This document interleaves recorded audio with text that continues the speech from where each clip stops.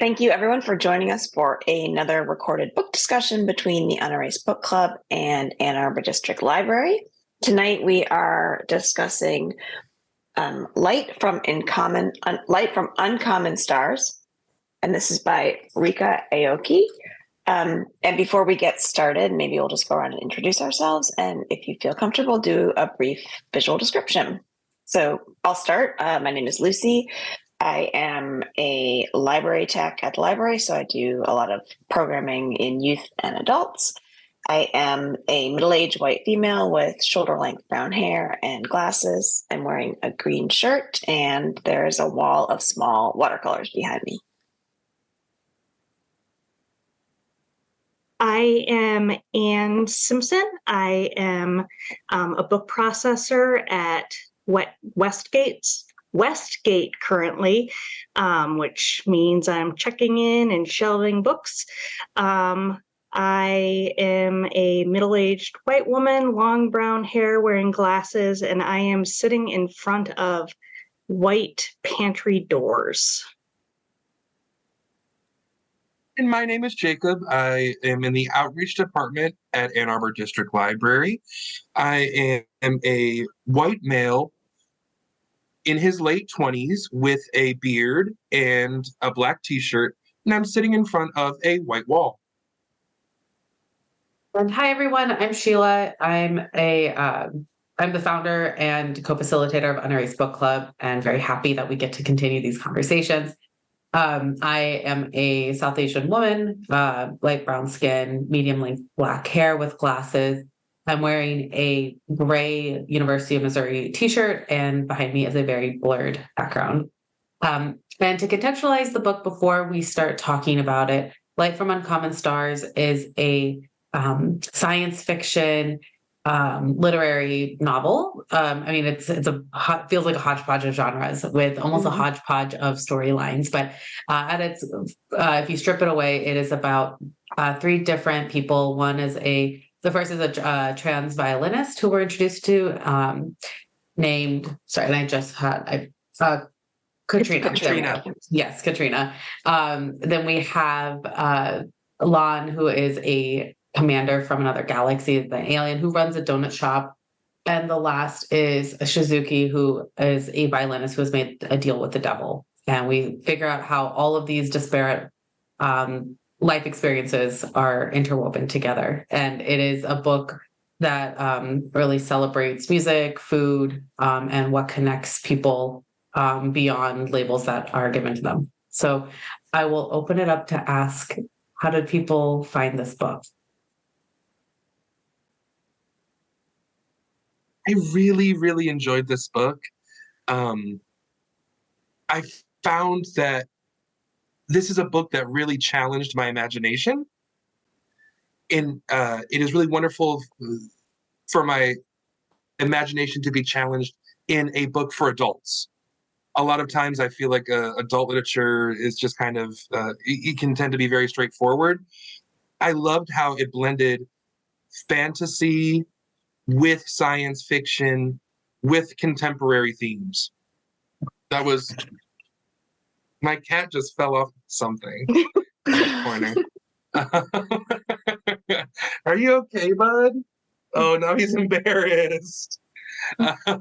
He's looking at me and it's funny. But I really enjoyed the book. Yeah, I will second that. I had no idea really what to expect, and I don't read a lot of science fiction or fantasy. I would say this kind of blurs the lines. I loved this book.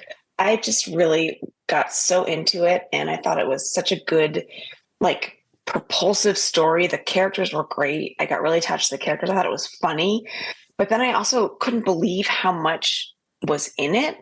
This amazing world had been built, but there's it's about gender, it's about race, it's about different socioeconomic things. That's about time, space, and the barriers to communication, and just it's about biases and how people use them to explain things and how they people. There's just so much. There's so much in this book, but at the same time, I just really enjoyed reading it, and I'm kind of sad it's over. So it was, and because I didn't know what to expect, it was just such a pleasant surprise. So I've just been super into it. I really enjoyed it as well. I will admit that when I started reading the back little blurb, I didn't read far enough down to get to the intergalactic starship captain. And so when I hit that in the book, I was like, whoa, whoa, whoa, where did I just go? Because it was this kind of cool little play on the selling your soul to the devil story. And then suddenly we were bringing space in, and it threw me out of things for a second. And then it just kind of, I don't know, folded itself into the story really well. And was able to kind of use the interstellar refugee storyline as a corollary for just refugees and the quote unquote aliens throughout our societies. And I thought it was a really cool kind of transition between those two things, and a melding of, like you were saying, the fantasy and the science fiction. I also liked that it really was challenging those kind of generational roles that we fall into, and those expectations, not only from Katrina with her trans storyline, but with Lucia Matias and her, not being the son that was supposed to be, and just all of those expectations that were woven in throughout. I'm just curious if people read or listened to this. I chose to listen to the audiobook, which I found to be a much more accessible way of engaging with a fantasy or science fiction plot. Like Lucy, I don't read a lot of sci-fi or fantasy. And so that should also probably preclude you to think that I did not pick this book. So I also came into it with no expectations. And I guess like my own maybe stereotyping of sci-fi and fantasy is not this book at all. Like I think I was expecting a little bit more discussion or writing about the intergalactic war that's happening. Instead, that's like very much in the background. All you need to know is that it's happening. And with the deal with the devil, like as a fantasy component, it's talked about, but not as, again, like in depth, or like that the devil's like world isn't built out as much as maybe I was expecting with this genre. And just looking at the Goodreads comments, it's really fascinating to see why people strongly dislike this book. I think it's also like an interesting component to the conversation, where, to Jacob's point, a lot of people they wanted the world to be built out for them, and they didn't want to like let their imagination go with what's given to them, and like expand on the foundation that the author provides.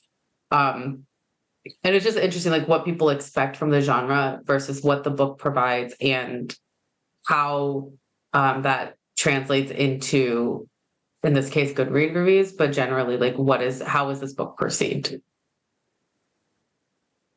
That is interesting. I feel like this book, for me, I very much felt like I could visualize what was going on, which I was kind of surprised by, because I'm like, this is about like intergalactic war. But even those storylines, I mean, like selling your soul to the devil, I think that kind of ran throughout everyone's storylines, like what is everyone kind of sacrificing or willing to give up. And I loved like the intergalactic war, the way they frame it as like this end plague.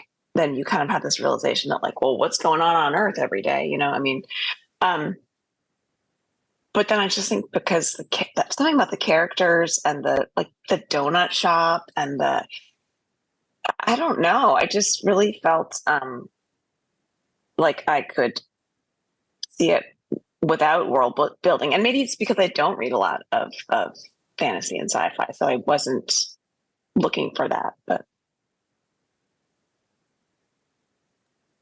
yeah, one of the relationship.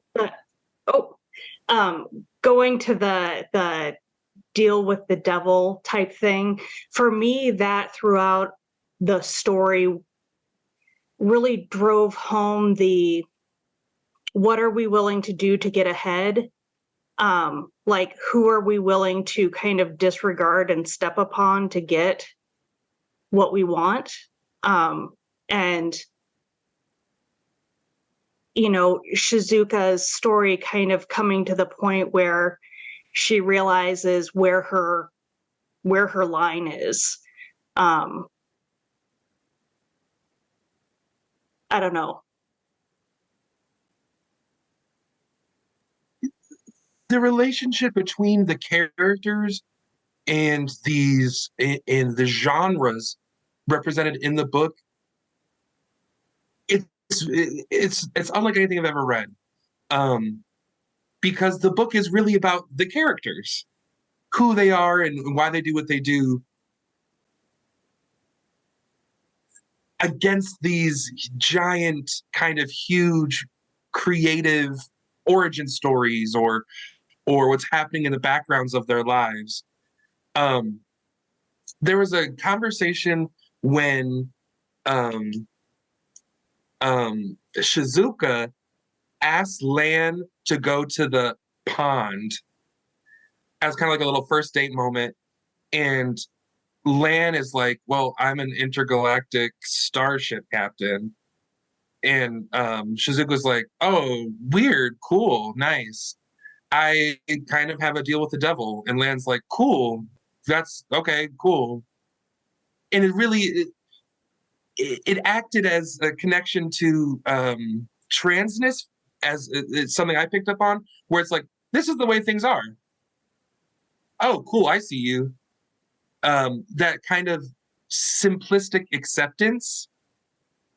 I don't need to ask you too many questions about it. I don't need to ask, you know, oh, the space, this, that, and the other. It's just like, oh, cool, I like you. Period. Yeah, that was like one. Oh, Which sorry, I found to be. No, I was going to continue to ramble. So please. No, I would say like that was one of the scenes that stuck out to me in the beginning. Like I was just like, that is such a great like meet cute, for lack of a better term, but just like I was expecting more conflict because oh no, they have these things and they're gonna misunderstand each other and they're just like, hey, all right, you know. And I loved it. I loved their relationship all along, even when it was going up and down. And like the whole found family that kind of grew out of this. It's like one of my favorite tropes in all stories is found family. So related to that is I mean, I don't know if this was intentional, but all of them have this role of mothering somebody in the book. And I just thought that was fascinating because none of them are like in the very traditional like birth sense biological mothers. And yet all of them show that they show up for each other. They're caretaking in different ways. They're asking for help in the way that like the verb is meant to be. And I thought that was really, really fascinating because it's such a subtle part of all of their storylines. yeah, I think I listened to an interview with the author. I think that was something that she kind of intentionally addressed only because it's something in her own life too. Like she's not a mother. She's not going to be a mother, you know, and like, so just to have all the different characters mothering each other, like you said, it was definitely intentional. But yeah, in the end, like Katrina even kind of turns around and mothers Shizuka, you know, so.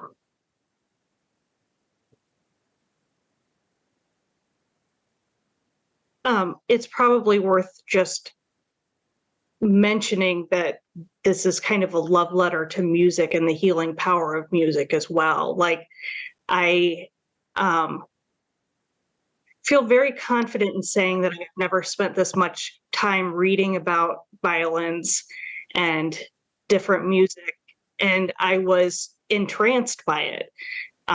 It took me a little bit back to the movie The Red Violin from late 90s, early 2000s. But yeah, it made me want to go back and listen to a lot more classical music than I have been, but also just the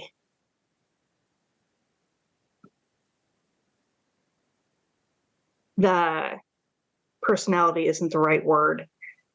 The emotion that is transmitted through music throughout it was really beautiful.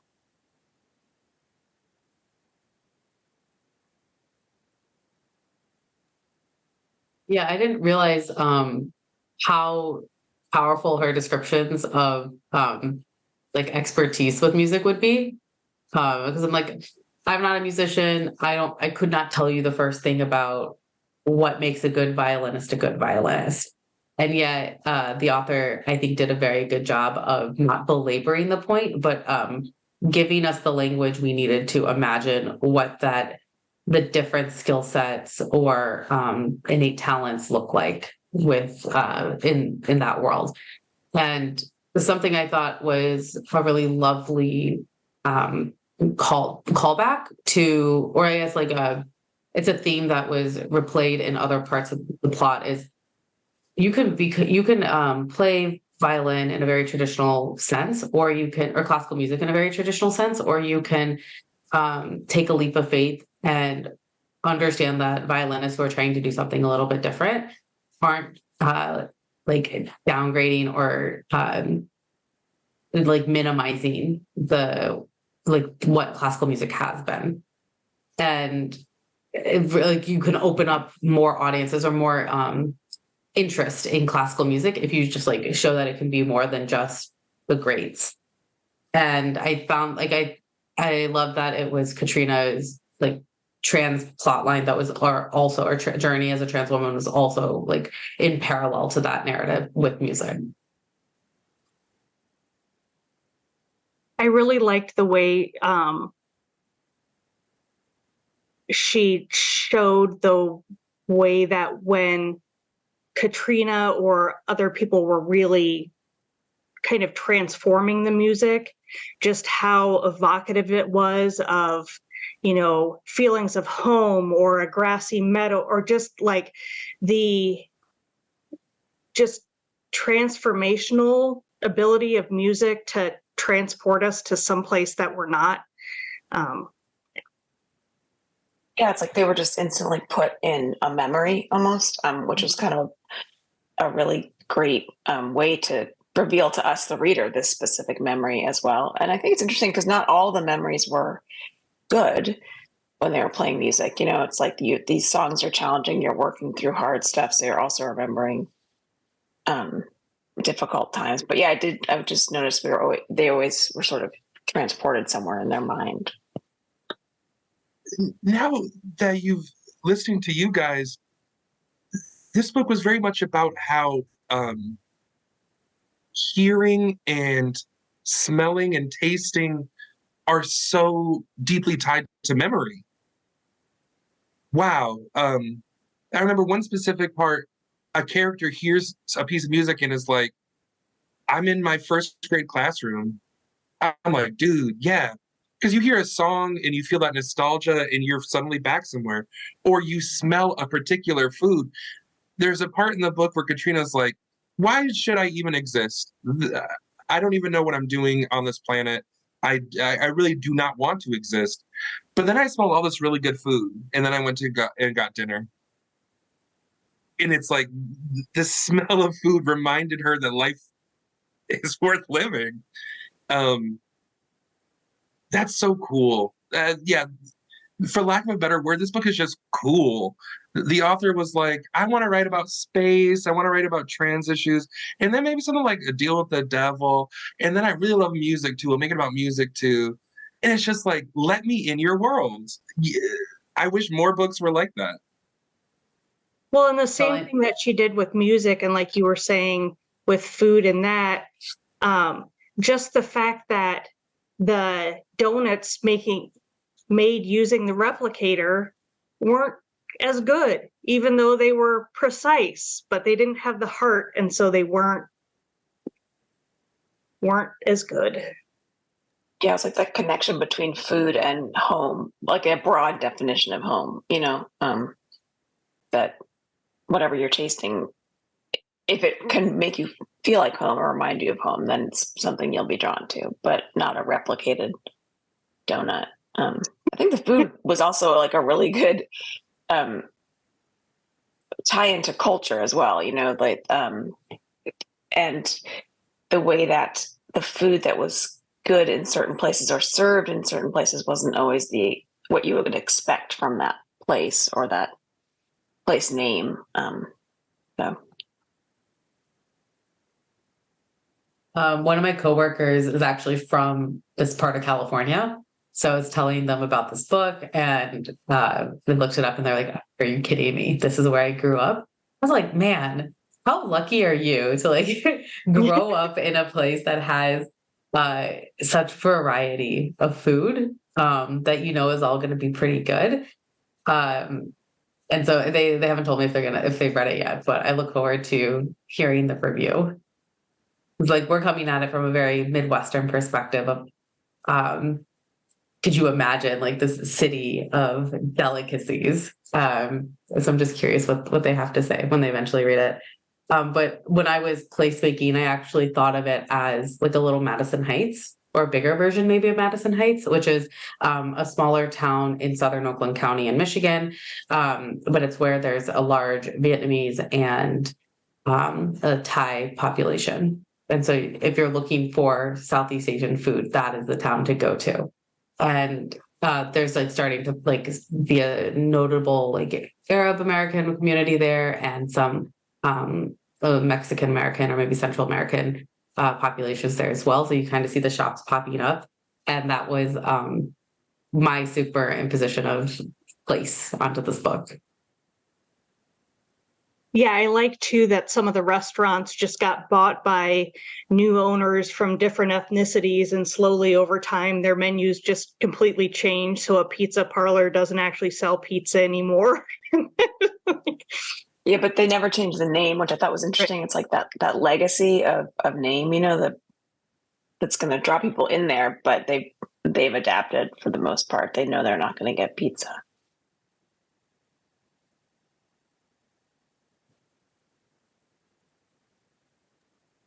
Was there anything about the book that you found lacking or you wished was either changed or expanded on?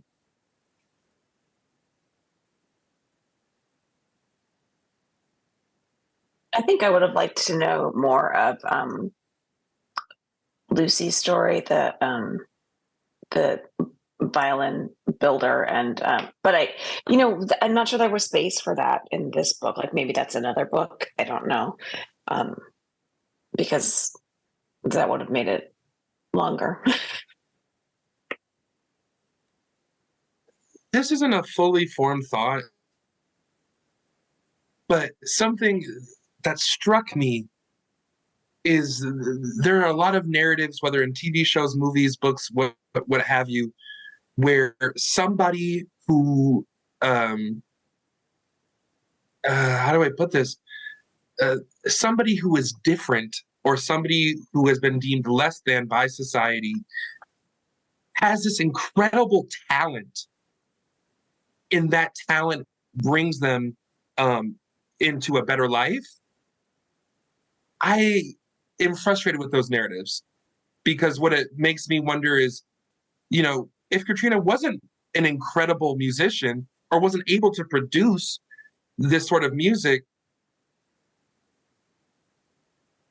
they're still worthy of love and attention. And I think about Aquila and the Bee, and it's like, oh, she's really good at spelling. And it's like, well, even if she wasn't, like, still pretty cool and like is deserving of the best things in life. But I don't really know how much that matters in the context of this book. It's just a thought I had while reading.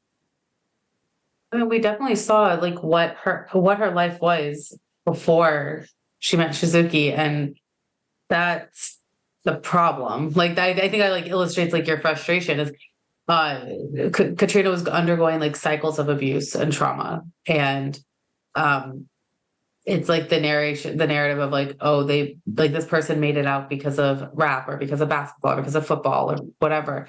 But it's like, but they didn't, like, the structure should be there for them to feel like loved, safe, and secure, even if their family life isn't providing for that. You shouldn't have to be extraordinary or somebody deem you extraordinary to have that level of safety.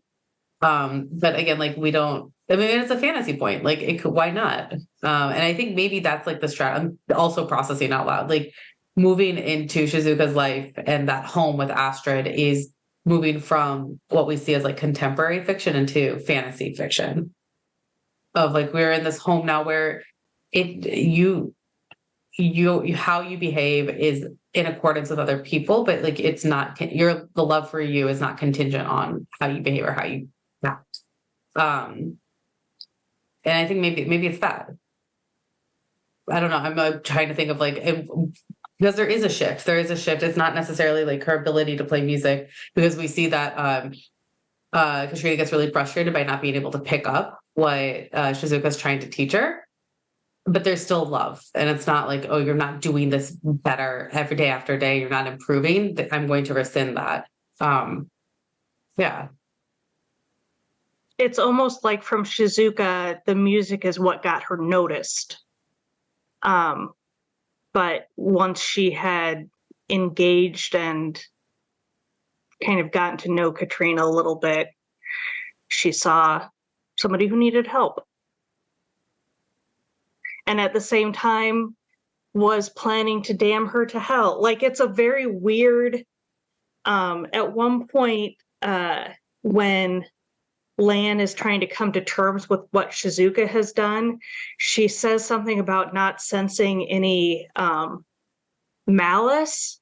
And I think that's one of the things, not only with the deal with the devil whole, what are you willing to do, but what do we do without even really thinking about the harm that it's doing? You know, it's not even that we're intending to harm people. We just sometimes put our own motives first.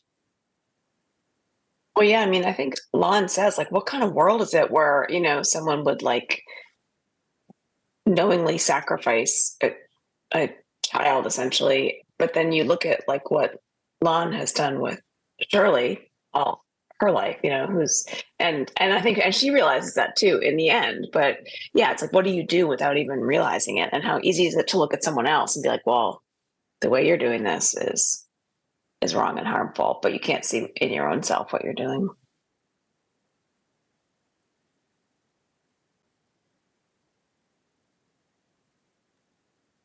I will say it kind of frustrated me that Katrina's journey to self-acceptance and self-love took a really, really long time. It's a long book for her to just not see herself the way that the people in her new life were seeing her. And I know that it's because she spent the first, however, like 20 years, like feeling unsafe. And it takes a long time to undo that. But even that part wasn't addressed, like in her own internal monologues of why she felt like she wasn't worthy of love, even though she's in the safe house, in a safe family. Although every time she puts something like online, or when she's, you know, shown playing her music, or even when she's on stage, like the vitriol and the hate and the transphobia that she experiences is pretty strong. And so It's like, you might feel safe in your real world, but that would probably send you back. I don't. Yeah.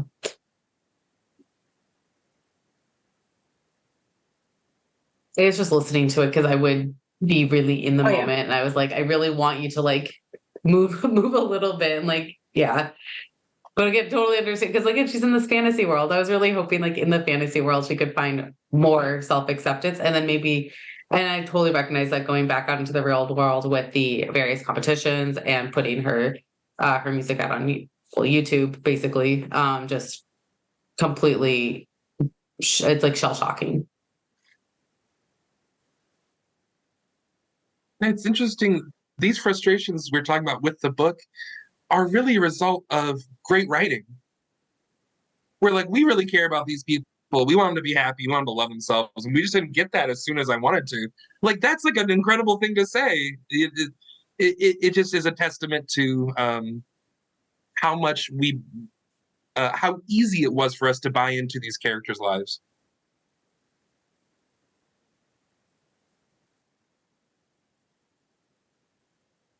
It is interesting that in a book that has so much kind of darkness running through it, it's a very joyful book.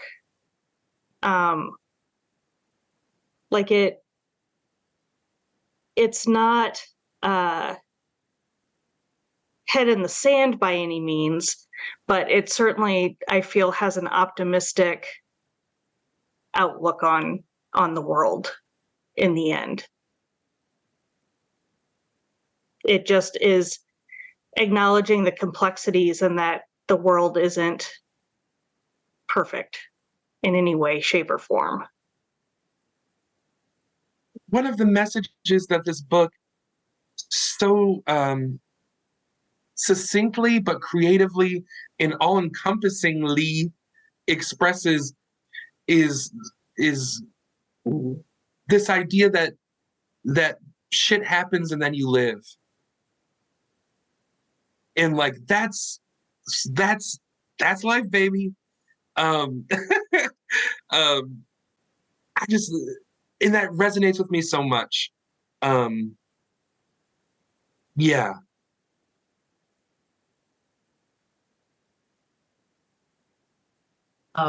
This is a very small part of the book, but I really enjoyed the conversation of who, like, where you have to be for memory to not, or for the memories to be drastically different, or like in this case, like, yeah, the data of like, or the recordings of Shizuka's performances are not on Earth, but they got radioed out. And so they are in the memory of everybody outside of Earth. And it's just such a beautiful description of what it means to be in and out of zeitgeist, or in and out of collective memory.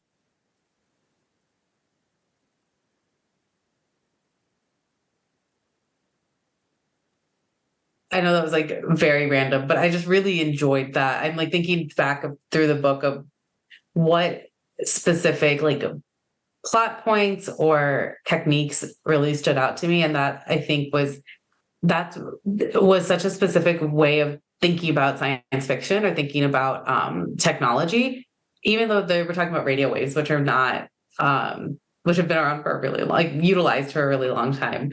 And just bringing it back to the music and what is self when you think people don't know who you are, don't remember you.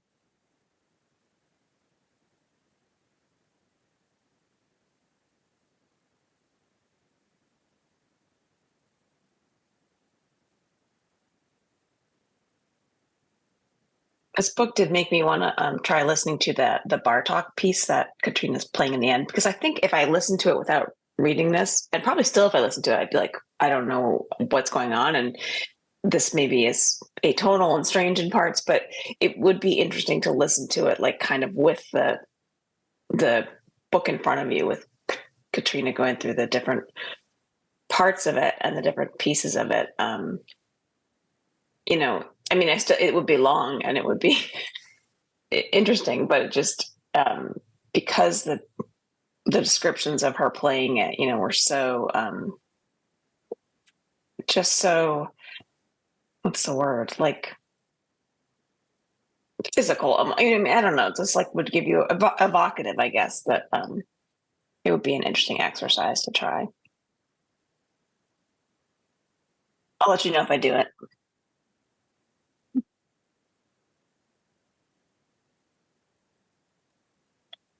I wonder if now would be a good time for me to give a shout out to a local bakery, Dom Bakeries on Washtenaw towards EMU. It's the best. I live too close to it. I have to move away from it.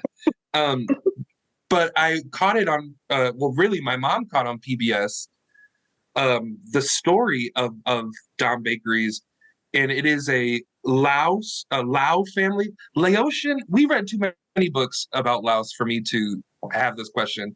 Is Lao or Laotian? It's Lao. Yeah. Lao. A Lao family that came over in the 70s or 80s, and they saw this bakery for sale, and the mother of the family goes to the bank and goes, I want a loan to buy this bakery. And they go, well, are you a baker? And she goes, oh, yeah, I make the best donuts in all of Laos. And so they gave her the money and she bought it. And she had never made a donut in her life. She didn't know what a donut was. And now it's like, when my family comes out of town, we go there and we sit there and just eat donuts and go, oh, God, this is so good.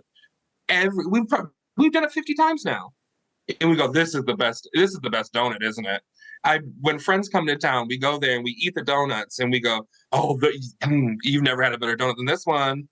It is just the best, most magical place on earth. And I was like, there's such a direct connection to this book. I just want to give a plug to Dom Bakeries and go there and eat you can't go wrong. Apple fritters. I literally Googled them while you were talking about it. I had a Next Dom time this morning. Exactly. It might have been related to the book. I don't know. Well, I mean, didn't this book make you kind of hungry in general? In that same interview I was listening to with the author, she was talking about that. Like, I guess there are a lot of donut shops that are owned by Lao families, and one of the things she was saying is that part of that might come from the fact that, like, even without language, it's a very easy place to go and get food and to make the food. Like, you can kind of just point to what you want. What you're looking at doesn't need a lot of explanation. You understand that and the smell, like, all of it's going to let you know what you get without having to speak the same language. I thought it was just interesting to hear you then tell that story, Jacob, about this place that's like right here, that's the very story.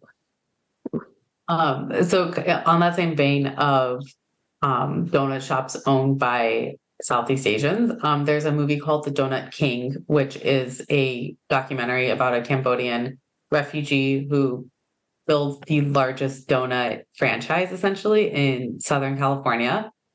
And then there's I don't know if anyone saw the movie Tangerine. It came out, I think, in like 2015. It's like known as like the iPhone movie, because it was one of the first movies to be shot fully on an iPhone. And it's about a Black trans character named Tangerine and just following her life around LA. But a donut shop owned by a Southeast Asian family is a central location in this movie. So it's again, like a very quiet, very almost niche aspect of American life is how many Cambodian or Lao families own donut shops. But once you realize that, you kind of like pick up on it and you see it in culture, or hopefully in your neighborhoods as well. Yeah, I read that. I think one of the stories in Anthony Biesa-Stowe's collection, he was a Cambodian American writer, that takes place in a donut shop. It's the same. And I did think of that when I was reading this, just because I felt like the picture in my mind was kind of the same. I don't, it's pretty interesting. So. Yeah, I thought about Dom's when I started reading this as well. And it made me wonder, like, is this a thing? There's like the pipeline with the Chinese restaurants as a way to immigrate, to come over here, whatever. And so I was wondering if there was a similar pipeline of sorts. And it seems like maybe there at least is, in the sense that when you get to a community, you'll have support around you.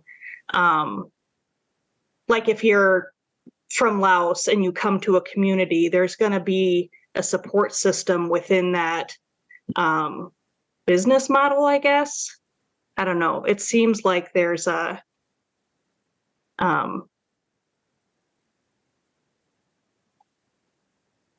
some sort of unofficial system.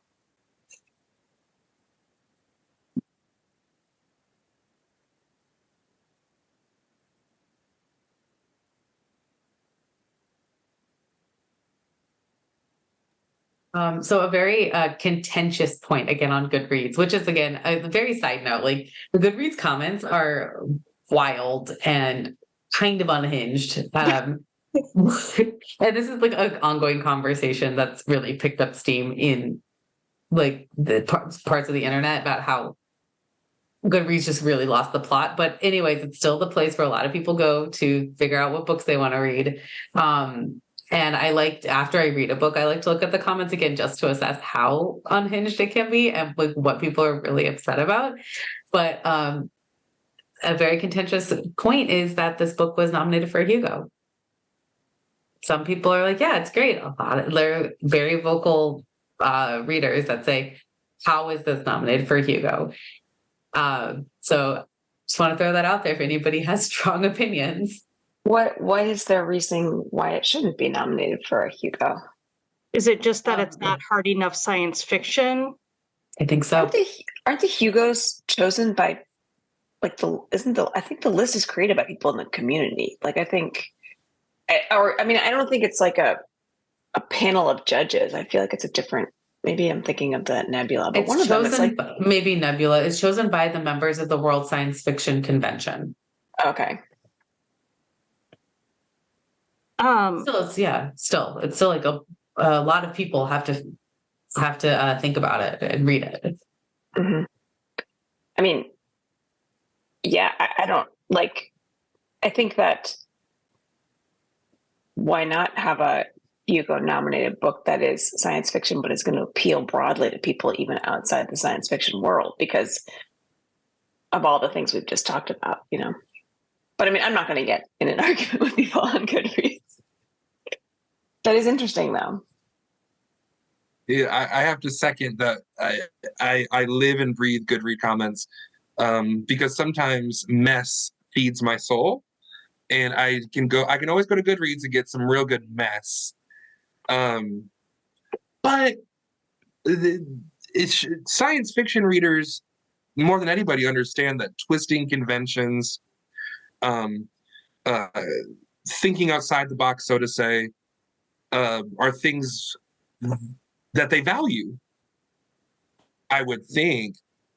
So even though it might not be hard science fiction, like it's not, I don't know, it's not Dune, but does it? That's baloney. Oh, that's baloney. It's whatever. Like, I'm not sure what I'm trying to say, but just enjoy the book. It's science fiction-y. That's enough. Yeah, I mean, I guess I don't have strong opinions when it comes to awards. I certainly, it is science fiction, but it's also so many other things that to me feel more important to what it is and what it's trying to be. But having said that, that doesn't mean that I don't think it should be up for a sci-fi award. I just think that it's so much more than that, and it uses, I shouldn't say more than a sci-fi novel, because sci-fi novels are a lot in and of themselves, but I don't know. We also think that because this book doesn't center maleness, which is what a lot of people think of as a science, like that men like science fiction, boys like science fiction. I think that I'm thinking through what types of books are seen as the epitome of science fiction or a Hugo or Nebula award-winning book. And I think there's a gendered component to people's reaction to this book being a science fiction book. when it does talk about gender, when it does talk about humanity in a very intimate way, and not in this overarching preachy way. Yeah, I think that it gets a lot of themes that get utilized in science fiction. It just doesn't stick to a kind of science-based world. Like it has that part of it with the Galactic Empire and this notion, but but even that is in some ways fantasy versus science fiction. It's just space fantasy. Blended with the use of the devil, which is not really a science fiction convention. So while thematically, I think it tries to look at some of the like human nature things that a lot of science fiction does, it in a lot of ways feels like a fantasy book to me.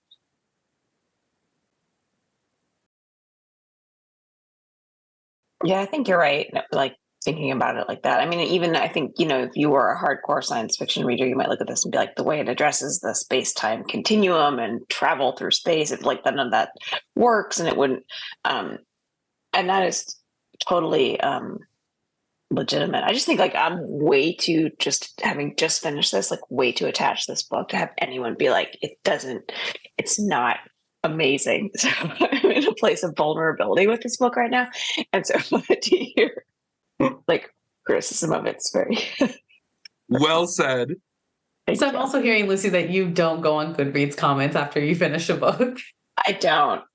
No, my guilty pleasure with books is to read like I really like when reviewers take down books, but only books that like I would agree with. Again, I have a very personal connection. So if like I disagree with you, I'm not gonna like that. I try not to read any reviews or anything before I read a book, but yeah, I do. But maybe now I will look at Goodreads. It depends. I don't know. Seems like I could have hurt feelings. The only reason I got like I was reading the Goodreads and Reddit specifically comments about this was when working on getting the questions for the website. It's like it's mad. Yeah. Like people either really love it or are really angry about things that I guess it's like in totality, you just don't like the book and that's okay. Like if I don't like a book, I don't like destroy it on Goodreads. I just like mark it low and keep it moving. Because like what I dislike, somebody else might really like, and I don't want to be that person that destroys a reading experience because I put those words, like negative words, out on the internet. Yeah. Books are very personal, and so not everyone's going to like the same stuff. I also think book awards in general are pretty contentious. I mean, I think everyone has big feelings about nominees for all the awards. So. I mean, this is a super off topic, but do book award ceremonies, do they live stream at all? Or is it just, it happens and then they release the list afterwards? Because I'm curious, like if it has the same type of following that like film or television awards have. I don't. I'm asking because y'all are librarians. And I'm just now thinking about the fact that there are awards. So there must be award ceremonies.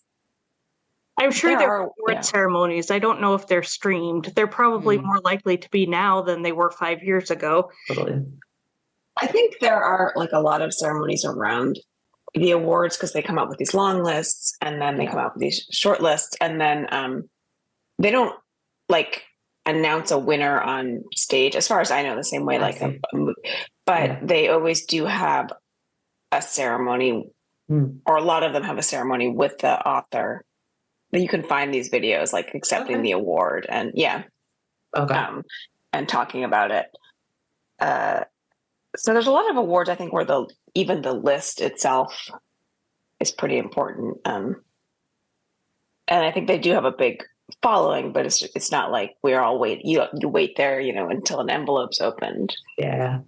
As far as I know.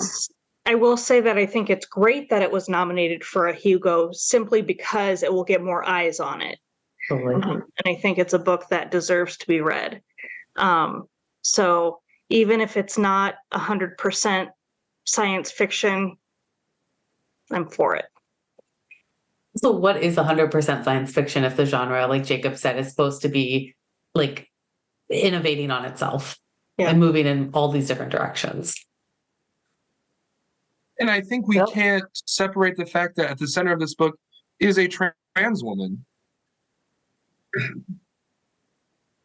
People on Goodreads might not say that that's bothersome to them, but I'm sure that for many readers it was, especially if your version of credible science fiction is Isaac Asimov only. Yeah. I think that's a component that exists within these people's anger, whether it's expressed or not. That's the same thing with the female main characters and kind of woman-driven book. All of these things are kind of going against the expected of science fiction, or at least the historically expected. I think that we're seeing progress throughout. There's a warmth, there's a heart in this book that people could those are traits that are often seen as feminine traits that could rub. I don't even know who the standard science fiction reader is. I'm talking about a person I'm making up. But like maybe they're like, this is too warm. This is too sweet. This is making me feel too fuzzy inside. And I don't read science fiction for that.